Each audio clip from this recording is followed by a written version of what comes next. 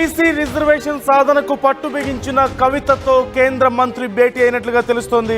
వరుసగా బీసీ ఉద్యమ నేతలతో కవిత సమావేశం అవుతూ వస్తున్నారు. ఈ నేపథ్యంలోనే కవిత ఇంటికి కేంద్ర మంత్రి వచ్చారు. కవితతో రామ్దాస్ అథవాలే భేటీ అయ్యారు. బీసీ ఉద్యమానికి మద్దతు తెలిపేందుకు వచ్చినట్లుగా తెలుస్తోంది. ప్రాథమికంగా అందుతున్నటువంటి సమాచారం ప్రకారం కవితతో రాయబారానికి మోదీ పంపారా అంటూ కూడా కొన్ని ప్రశ్నలు ఇక్కడ ఉత్పన్నమవుతున్నాయి. ఈ నేపథ్యంలో గంట నుంచి వారి మధ్య చర్చ కొనసాగుతున్నట్లుగా తెలుస్తోంది. ఈ మధ్య కాలంలో బీసీ రిజర్వేషన్కి సంబంధించి కవిత తన గళాన్ని వినిపిస్తూనే ఉన్నారు.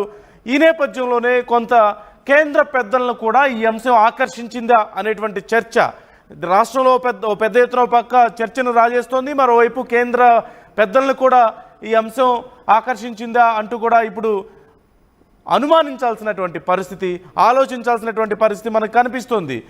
ఈ నేపథ్యంలోనే కేంద్ర మంత్రి కవితతో రామ్దాస్ అథవాలే భేటీ అయిన నేపథ్యంలో, కవిత ఇంట్లో భేటీ అయిన నేపథ్యంలో గంట నుంచి చర్చలు జరుగుతున్న నేపథ్యంలో ఏం చర్చిస్తున్నారు?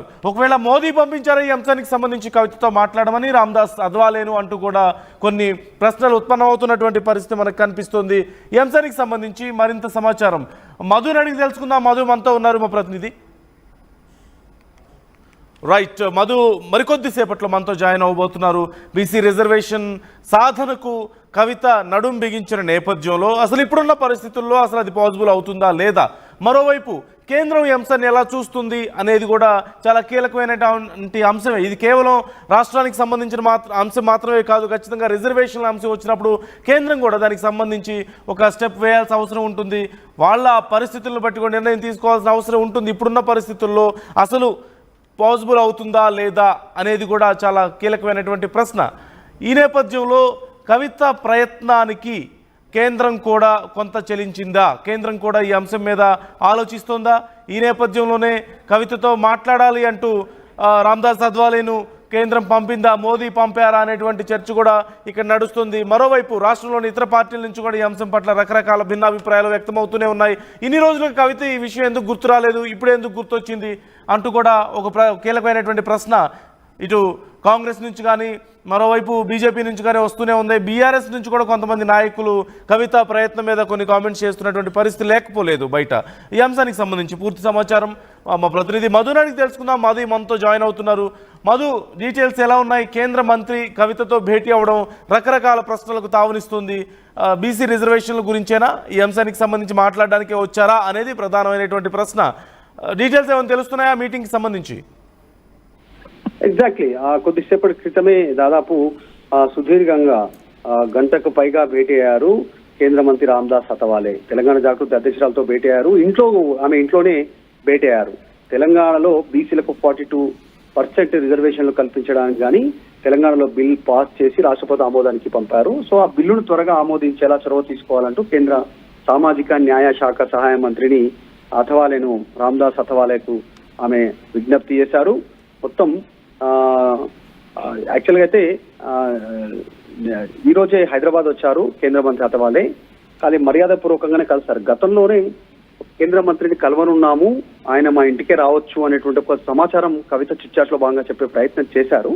కానీ ఈరోజు ఎక్కడ అంటే మీడియాకు సమాచారం ఇవ్వకుండా డైరెక్ట్ ఆయన ఇంటికి వెళ్లడంతో మరొకసారి చర్చకు తావిచ్చింది. గత కొంతకాలంగా కవిత చేసినటువంటి కామెంట్స్ బీజేపీ పైన చాలా హార్ష్ కామెంట్స్ చేశారు. అసలు బీజేపీ నన్ను జైల్లో వేశాననే కామెంట్స్ కూడా ఆమె చేశారు. సో ఈ నేపథ్యంలో కేంద్ర మంత్రి డైరెక్ట్ గా కవిత ఇంటికి వెళ్లడంతో చర్చ కొనసాగుతుంది. అసలు ఏం జరిగింది, నిజంగా బీసీలకు సంబంధించిన రిజర్వేషన్ బిల్లు కోసమేనా, మద్దతు కోసమే ఆమె కేంద్ర మంత్రిని తన ఇంట్లో నివాసంలో కలిసారా, లేదంటే ఇంకా ఇతరత్ర కారణాలు ఏమైనా ఉన్నాయా? అంటే ఒకవేళ ఇలా చూడొచ్చు అంటారా మధు? ఒకవేళ ఇలా కూడా చూడొచ్చు అంటే సహజంగా ఏ పార్టీకి సంబంధించిన వాళ్ళైనా సరే, లేదంటే ఇలా కవిత లాగానో లేదంటే షర్మిల లాగానో ఏదైనా కీలకమైన పార్టీల్లోని పవర్లో చాలా మంచి ఫాలోయింగ్ ఉన్న వాళ్ళు ఎవరైనా సరే కొంచెం డీవియేట్ అవుతున్నట్లయితే ఆ పార్టీ నుంచి కానీ ఆ కుటుంబం నుంచి కానీ సహజంగా బీజేపీ అట్రాక్ట్ చేసుకునే ప్రయత్నం చేస్తుంది.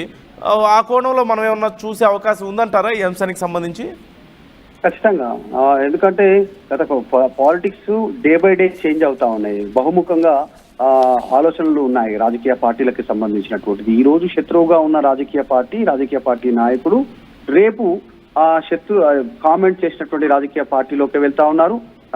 కామెంట్ చేసినటువంటి వ్యతిరేక వ్యాఖ్యలు చేసిన నాయకులతోటే కలిసి ఫోటోలు వీడియోలు దిగుతా ఉన్నారు. ఇద్దరు కలిసే పోటీ చేసి ముందుకు పోతున్న సంఘటనలు అనేకం ఉన్నాయి దేశంలో. కాబట్టి ఈ భేటీ ఎక్కడికి దారి తీస్తుందనేటువంటి చర్చ ఒకవైపు ఉండగా జాగృతి మాత్రం ఒకటి క్లారిటీ ఇచ్చే ప్రయత్నం చేస్తా ఉంది.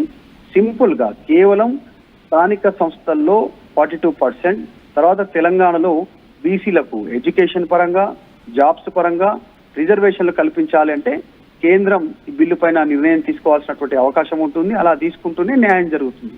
ఏదో తూతూ మంత్రంగా కాంగ్రెస్ చేసి చేతులు వదులుకొని కేంద్రం పైన నెపం వేస్తే పార్టీల పరంగా రిజర్వేషన్లు లభిస్తాయి కానీ చట్టపరంగా ముందుకు వెళ్లే అవకాశం ఉండదు. బీసీలు మళ్ళీ ఒకసారి మోసపోయేటువంటి అంశంగానే చూడాల్సినటువంటి పరిస్థితి ఉంటుంది అనేటువంటిది అన్ని బీసీ సంఘాలు భావిస్తా ఉన్నాయి. ఆ నేపథ్యంలో కవిత 42% ఇవ్వాలి అనేటువంటిది కేంద్రం తొందరగా రాష్ట్రపతి ఆమోదానికి బిల్లు పంపించి ఇంతకాలం గడుస్తున్నా ఎందుకు నిర్ణయం తీసుకోలేదు అనేటువంటిది ఆ కేంద్ర మంత్రి దృష్టికి తీసుకెళ్లే ప్రయత్నం చేశారు. రిజర్వేషన్లు కల్పించే బిల్లుకు రాష్ట్రపతి ఆమోదం తెలపడానికి కేంద్ర ప్రభుత్వం వెంటనే చొరవ తీసుకోవాలి, దాన్ని సక్సెస్ అయ్యేలాగా చూడాలి అనేటువంటిది ఆమె క్లారిటీ ఇచ్చే ప్రయత్నం చేశారు. ఒక వినతి పత్రాన్ని కూడా అసలు ఈ ప్రయత్నం కవితదా బీఆర్ఎస్ దా రకరకాల ప్రశ్నలు మరి ఇన్ని రోజులు గుర్తురాంది ఇప్పుడు ఎందుకు గుర్తొచ్చింది కవితకు అంటూ కూడా ఇతర పార్టీల నుంచి వస్తున్నటువంటి ప్రశ్నలు కూడా మనం చూస్తూనే ఉన్నాం. సో ఈ విషయంలో ఏం జరుగుతుంది అంటే కవిత తన ఐడెంటిటీని ఇంప్రూవ్ చేసుకోవడానికి చేస్తున్నటువంటి ప్రయత్నంలో భాగంగా కూడా కొంతమంది చూస్తున్నారు ఇలాంటి సెన్సిటివ్ విషయాలని తెర మీదకు తీసుకురావడం ద్వారా. ఎగ్జాక్ట్లీ అంటే కవిత గత కొంతకాలంగా ఇండివిజువాలిటీగానే అనుకున్నట్టుగానే ఆమె ఓపెన్ గానే చెప్పారు. ఆమె ఓన్లీ జాగృతి పేరిటనే కార్యక్రమాలు చేస్తూ పోతా ఉంది. బీఆర్ఎస్ తరఫున ఇక్కడ కార్యక్రమాలు చేయట్లేదు. ఆమె ఎప్పుడైతే డిఫర్ అవుతూ పార్టీని డిఫర్ చేస్తూ పార్టీ రజతోత్సవ సభ తర్వాత తన తండ్రికి లేఖ రాశారో అప్పటి నుంచి పార్టీకి దూరంగానే ఉన్నారు. రజతోత్సవ సభ జరిగిన తర్వాత అంటే సిల్వర్ జూబ్లీ సెలబ్రేషన్స్ అయిన తర్వాత పార్టీ 20 సంవత్సరాలు పూర్తయిన నేపథ్యంలో ఒక్కసారి తర్వాత పార్టీ ఆఫీస్కి వచ్చారు. ఎమ్మెల్సీ కవిత ఉదయం 9 గంటలకు ప్రెస్ కాన్ఫరెన్స్ పెట్టారు. అదే రోజు కీలక వ్యాఖ్యలు చేస్తారు. అదే చివరి రోజు ఆమె పార్టీ ఆఫీస్కు రావడం, తండ్రిని కలవడం అన్ని అదే చివరి రోజు. తర్వాత నుంచి ఆమె ఇండివిజువాలిటీ కోసం పోరాటం చేస్తా ఉన్నారు. బీసీ ఉద్యమం తర్వాత పూలే ఫ్రంట్ ఒకటి ఏర్పాటు చేసి బీసీల కోసము, తర్వాత క్షేత్రస్థాయిలో యువకుల కోసం నిరుద్యోగుల కోసం ఇలా అనేక సమస్యల కోసం ఆమె పోరాటం చేస్తానంటూ కేవలం కేసీఆర్ ఐడెంటిటీ అంటే కేసీఆర్ పేరుతో మాత్రం ఆమె రాజకీయాలు చేస్తా ఉన్నారు. కేసీఆర్ కు నోటీసులు ఇవ్వడం పైన, తెలంగాణలో గతంలో కాంగ్రెస్ ఇచ్చిన హామీల పైన వీటిపైన మాట్లాడుతూ మేజారిటీగా బీసీ రిజర్వేషన్ అంశం పైనే ఆమె గలమెత్తుకున్నట్టుగా కనిపిస్తా ఉంది. ఈ మధ్య కాలంలోనే ఇదే వామపక్ష పార్టీలను కలిశారు. బీజేపీకి సంబంధించిన రాజ్యసభ సభ్యులు అయినప్పటికీ కూడా ఆర్ కృష్ణయ్య బీసీ నేతగా పేరుంది కాబట్టి ఆయనను కలిసి విజ్ఞప్తి చేశారు బీసీలకు మద్దతు తెలపాలి అనేటువంటిది. ఇలా మద్దతు కూడగట్టుకునే ప్రయత్నం చేస్తా ఉన్నారు. త్వరలోనే ఫిబ్రవరికి వచ్చే జూలై నెలలో 17th ఆ సమయంలో రైల్ రోకో కార్యక్రమానికి పిలుపునిచ్చారు.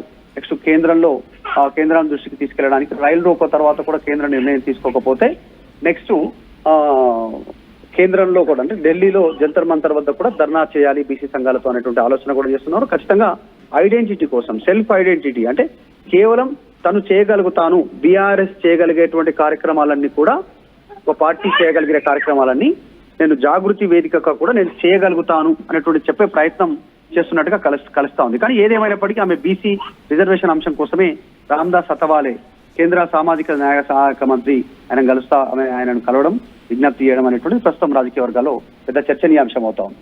Right, thank you Madhu. మొత్తం మీద ఈ అంశానికి సంబంధించి రకరకాలైనటువంటి వాదనలు మనం చూస్తూనే ఉన్నాం. మొత్తం మీద ఈ మీటింగ్కి సంబంధించి అయితే ఖచ్చితంగా బీసీ రిజర్వేషన్కి సంబంధించి చర్చించినట్లుగానే మనకు తెలుస్తుంది ఇప్పటికైతే.